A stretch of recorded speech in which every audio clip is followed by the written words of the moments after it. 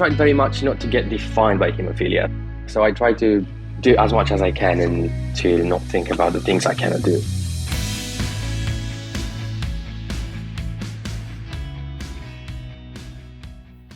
Just walking through the world, there are a lot of ways people define you.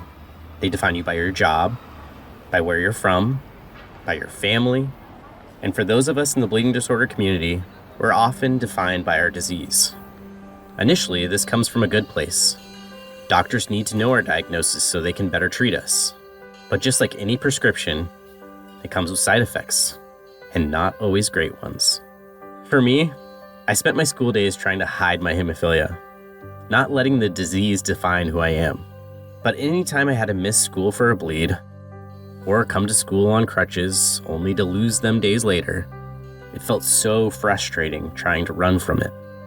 It was only as I got older that I realized my having a bleeding disorder didn't define who I was, but it was a part of who I was, and a part of my story that I was proud of, and that gave me the strength to fight through adversity.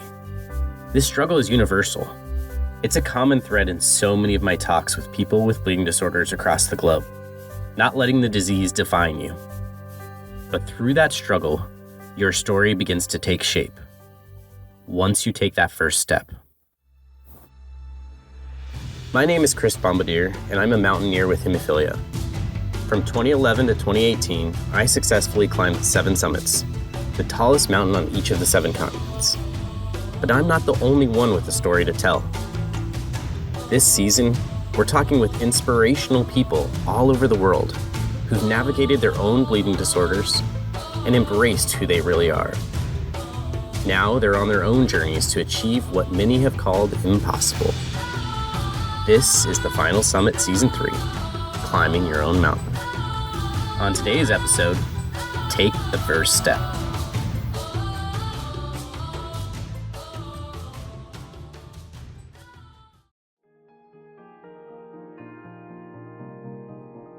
This next segment is brought to you by Genentech. Genentech offers caregivers of people with hemophilia resources and stories to provide them with valuable information about a treatment option.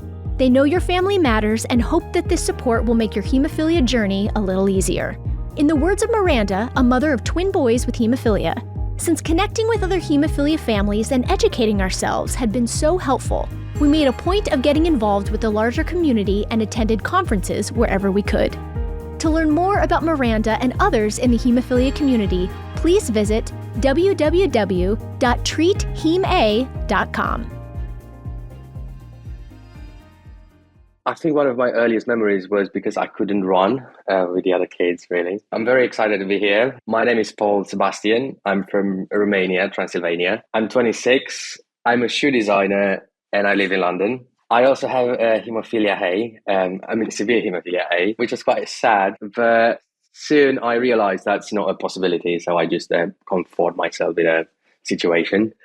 But yeah, I had to be quite careful with all the things and with not injuring myself, especially not having prophylaxis. The factor was so difficult to find at the time, I remember. I live in Transylvania, so in order to get medication, we had to go to Bucharest, the capital. And that was pretty much 3-4 hour journey on the train. And it was not really ideal with school and everything. And it was pretty much not as it should be.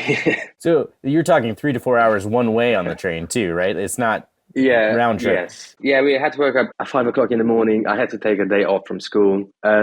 It was quite challenging with school as well. And yeah, it was not the ideal dose of prophylaxis. And even though I was doing my factor, it was not the right dose it was avoiding the bleeding, but it was not stopping it properly. Hence why I started to have so many problems with my joints. I thought I was in my own universe. My name is Samuel Kinyo Wamboi. I'm from Kenya. I'm hemophilic type A, severe. I'm a professional hairstylist where I normally style people here and where I normally earn a living. When did you find out you had hemophilia? I remember very well, it was back in 2003. I had a first tooth extraction. But yeah, I was the one who extracted on my own. So the day I had extracted it, I didn't inform one of my family member. So at that night, I was still bleeding, but I couldn't inform anyone. I had a fear I could be maybe beaten. So I slept the whole night and I had to go to school at the time. So during the day at school, I had some clots inside my mouth. So I started doing prophylaxis, I think, around age of 7 or something, if I'm not wrong, or 8. But even though it was called prophylaxis, it was just 3 times a week. So it was not really, it was a gap of 3 days or something at the end. That's something I forgot to mention. It sounds quite sci-fi really for somebody, but it was every time I had an injury or something, I had to go to the hospital and stay there. That was in my hometown, and stay there for hours and hours, and it was just awful. And in a way, I had to make use of that time, so that's when I started drawing. I was drawing loads of, I got interested in fine arts and fashion and shoes, and yeah, it was, in a way, in all the bad, there is some good, I would say. So most of the kids, they were telling me, they were saying, I don't like playing with Sam. Sam is like this cast, But what made me keep going is, I sat down and decided, okay, I have to prove this guy is wrong. I'm like them too. So what I did is, I asked my mom, I think I have to challenge these guys because most of the time they don't want to play with me. They're saying I'm cast. But what I did, I had to start firm and show them I'm like them too. So if it was playing with them, I was looking for the game which could suit me to play with them and not get injured. My parents sent me to the art school because I think they were focusing, if you're not able to do something, you can also find another way to do it, or you can focus your attention on something else. So luckily I had a very supportive teachers, and they were every time I was missing from school because of a bleed or something, they would help me to recuperate with the other lessons and everything. So it was very good from this point. I knew it very well. If I'm not going to perform, I will be beaten, and then I don't want to use hemophilia condition as a limit not me to perform. So I was working very smart and attaining where I was capable of it. My older sister, she was studying a fashion degree at the moment, and I was fascinated by that, and I started sketching all the time. And yeah, I kept persevering with that. I was drawing all the time, and especially going to the hospital was pretty much like a break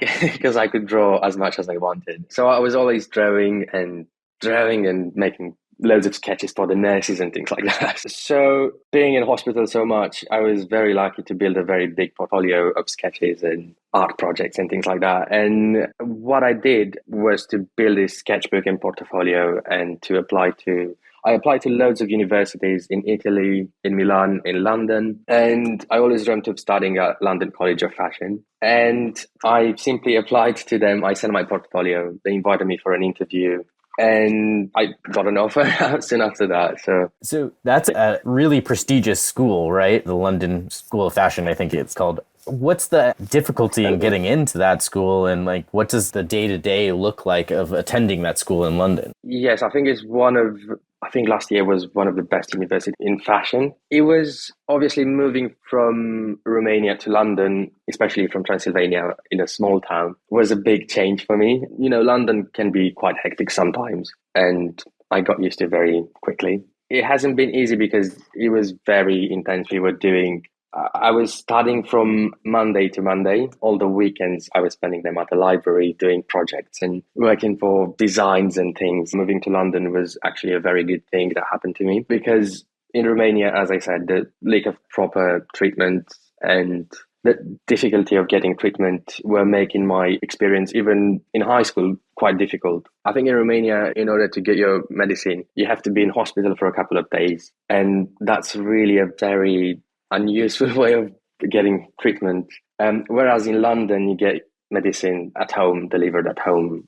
And that makes a huge difference in the first place. So as soon as I got used to the UK system of treatment, things started to become much easier. And I stopped. I was able to attend almost all the classes as much as I could. In my journeys up the 7 summits, I often said it's not about climbing the mountain. It's about taking that first step, and the step after that, and the step after that. When you're climbing the world's tallest mountains, the end point can seem incredibly daunting. But if you focus on taking it one step at a time, suddenly you're halfway up the mountain without even feeling it. When you're following your other passions, it's the exact same thing. Taking things one step at a time. What's the first step? Is it looking up schools? Or is it even smaller than that, like getting excited about a hobby and realizing this could be your career? When you focus on the endpoint, the journey can get lost. But every step in your journey is helping you realize your dream, and it gives you the experience to fully embrace it and step up to the challenges. It's all about taking the next step. I've heard the story about you wanting to become a hairstylist many times, and I love the story, but I want you to share it with everyone else through this podcast. So what first attracted you to becoming a hairstylist? Like, what part of styling hair made you excited? Okay, thank you so much. I would say that I'm passionate about hair, and it's a marketable course. So I knew okay, the other thing, I'm very creative when it comes to handling hair. So that gives me fuels to explore more styles which would suit my clients. What did it look like to go to school for hairstylist? Like, what were the biggest challenges to getting the certificate? Did hemophilia become a challenge for you during school? What was it like? Okay, I would say it wasn't that easy because to be a professional stylist, you are always standing when attending to the client. And when I was learning, I could sometimes I have to go outside of the school to look for a client to attend. So there was a big challenge for that, but what kept me going is all about mindset and the passion for hair. So I didn't use hemophilia as the remit not to pursue what I wanted to become. Soon after I started university, my ankle problem started to worsen. And that's when I had my first radioactive sinusectomy. And yeah, it was pretty bad. And I think that was when I was worried that I'll have to stop, actually. But luckily, with the support of my sister and my family, they were like, oh no, keep going. So that was quite important in moving forward and not stopping believing in myself. It almost took me almost an year, probably 8 months, and another few months for maybe perfecting. So it took me 1 year. And when I graduated, it was my happiest day. I do remember that day very well. It was March 5, 2022. So I was so happy, so happy about it. One of the challenges of having hemophilia, because of the surgery, I had to take a break this year, like a sabbatical, just to focus solely on recovery, which is actually, I think this is actually my biggest challenge at the moment. I didn't want to do this, but there was the only way to have a proper recovery. Because once this is going to be finished, I don't want to think about the ankle problem anymore. So I would say that by far this was the biggest challenge. I'm still kind of trying to be happy about being finally free and to enjoy myself, but I'm a very hardworking person. And I think after 1 year, I'm going to start to work full time again. I wasn't even scared even a single minute because I knew if I could sit in my cocoon at my comfortable place, I'm not going to become whoever I wanted. But I know because I'm a man, I have to stand up like a man and ask for the help. So that's what I did. It didn't hinder me or fear like I'm not supposed to ask for help because I could maybe get depressed, but I have that confidence in me. I would say my ultimate dream would be to start my own brand at some point. I think it's very important to work for other brands to get experience, to see how things go, and then to hopefully have a brand of luxury leather goods and maybe apparel as well. Yeah, I think this is my biggest dream so far, but I think it's quite a long way until I get there. I would say the business is doing well. I have managed to open a barber shop, which is an executive barber shop. And that was my main goal to open a barber shop. So now we are two. I have a guy who normally helps me maybe when I have a break. And I have a short-term goal and long-term goal. Short-term goal, I'm going to extend services where we are going to draw more profits. Long-term goal, I normally say I'm going to open a school where I'll be helping other hemophilic individuals in the community around me. So in future, I can see we have a greater height to achieve. How do you see hemophilia? How do you see it shaping who you become in the future and your goals and direction in the future? Because my parents' philosophy was to focus on what you can do, I tried to not focus on sports or other things that I was not capable of doing. And because of this, it was an advantage, I would say, because it gave me more time to focus on drawing and fashion and everything. So I think in this way, it was a plus. The only problems with hemophilia is that sometimes it's a condition that people cannot see. So sometimes people will start to look at you a bit funny, and then is the moment that you have to tell them that you have hemophilia. What advice would you give to other people with bleeding disorders that have ambitious dreams like yourself? I will say I will give them 3 points. Number 1, passion. If you have passion for anything, don't let it down. You have to be strong enough to keep that fire burning. Number 2 is mindset. If you think of something, don't let it go. Number 3, I would say don't let hemophilia define your capability. You're just normal like another person. I would say to, first of all, to know your limits at the same time, and also to be quite hardworking and focus on what you can do, really. And I think it's very important to, in this situation, I've also did some research, and I've seen the documentary about your trip on Everest.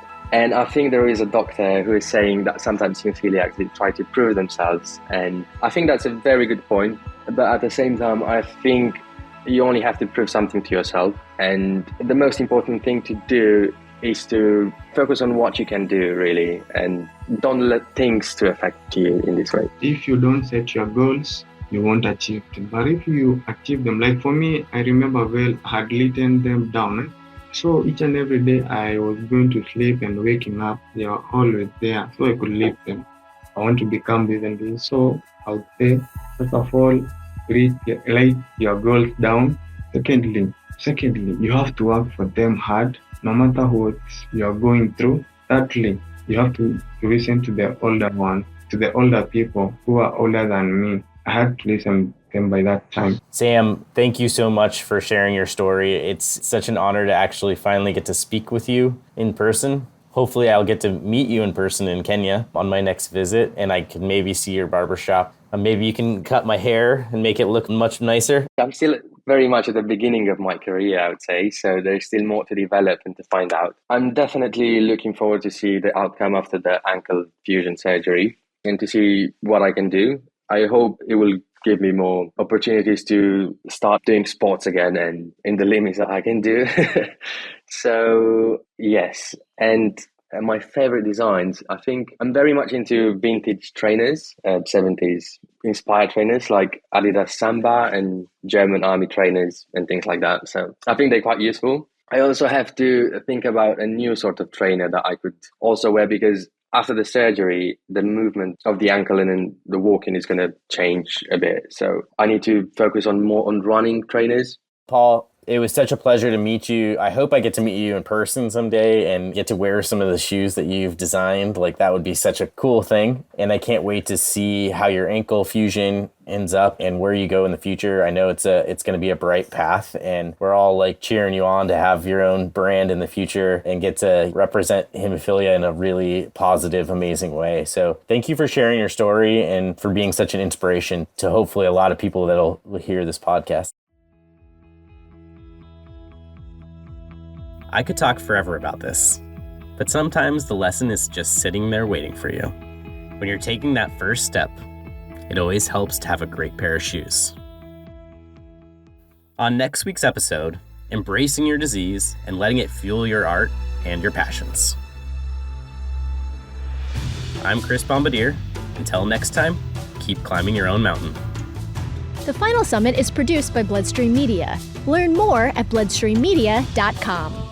This episode is hosted by Chris Bombardier, written by Dru Johnston, edited by Greg Bernard, produced by Keith Corneluck, executive produced by Patrick James Lynch. The final summit was also made possible by support from Genentech. Visit genentechhemophilia.com to take a look at how they are supporting the hemophilia community.